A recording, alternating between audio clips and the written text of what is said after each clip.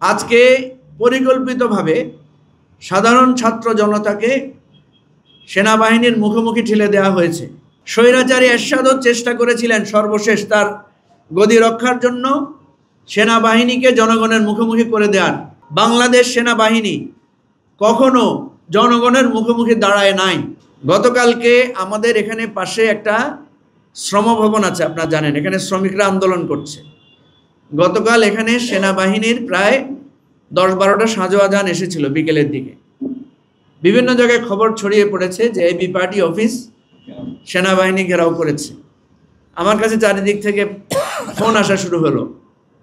তো আমরা এই বিষয়গুলোকে বুঝতে পারছি যে এক ধরনের উত্তেজনা, ভুল বোঝাবুঝি এবং পরিস্থিতি এবং নানা মিথ্যা সার্কুলার, নানা মিথ্যা নোট প্রচার করে এক ধরনের বিভ্রান্তি তৈরি করা হচ্ছে। এই ধরনের বিভ্রান্তি আপনারা জানেন এটা নতুন না। অতীতেও আমরা যখন ফ্যাসিবাদ বিরোধী আন্দোলন করেছি নানা রকমের মিথ্যা তথ্য, নানা রকমের কথা এখানে ছড়ানো হয়েছে। কেউ ইচ্ছা করে ছড়িয়েছেন, কেউ বা আবেগপ্রবণ হয়ে ছড়িয়েছেন, কেউ বা সিনসিয়ারলি সত্য মনে করে ছড়িয়েছেন। তো এই জাতীয় বিষয়গুলোতে আমি অনুরোধ করব সবাইকে যে আপনারা সবাই একটু সেন্সিবল হবেন, সবাই একটু সতর্ক হবেন, সচেতন হবেন। কোনো ধরনের তথ্য যাচাই বাছাই না করে আপনারা হুট করে সেটা প্রচার করবেন না। মাঠের অলরাউন্ডার আমি, আর ঘরের all rounder Tylox. Tylox toilet cleaner, clean মানেই টাইলক্স। আজকে পরিকল্পিতভাবে সাধারণ ছাত্র জনতাকে সেনাবাহিনীর মুখোমুখি ঠেলে দেওয়া হয়েছে বা ঠেলে দেওয়ার চেষ্টা করা হচ্ছে।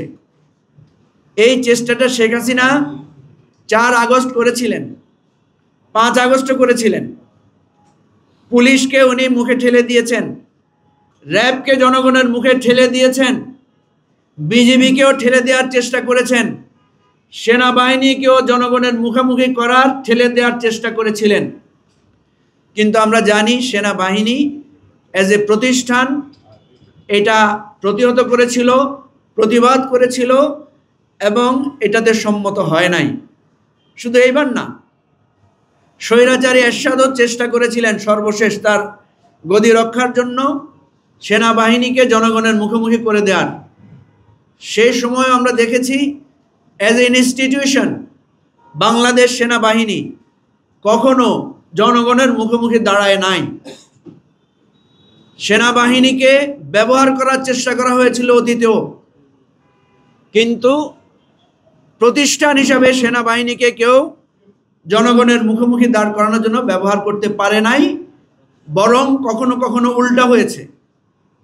সেজন্য আমরা স্বনির্বন্ধভাবে অনুরোধ করব, এখানে সেনাবাহিনী, পুলিশ, বিজিবি, আনসার আর আমরা সাধারণ জনগণ সবাই মিলে আমরা কিন্তু এই বাংলাদেশের নাগরিক। আমরা কিন্তু এই দেশের আলো বাতাসে বেড়ে উঠেছি। আমরা সবারই, যিনি সেনাবাহিনীর সদস্য ওনার 4টা ভাই থাকলে আর 4টা ভাই এই দেশমাতৃকারী মা বাবার সন্তান। সুতরাং ষড়যন্ত্র প্রাথমিকভাবে জয়ী হওয়ার একটা লক্ষণ দেখা দিতে পারে, ষড়যন্ত্র প্রাথমিকভাবে একটা উত্তেজনা তৈরি করতে পারে, কিন্তু চূড়ান্ত সময়ে ষড়যন্ত্র কখনো সফল হয় না।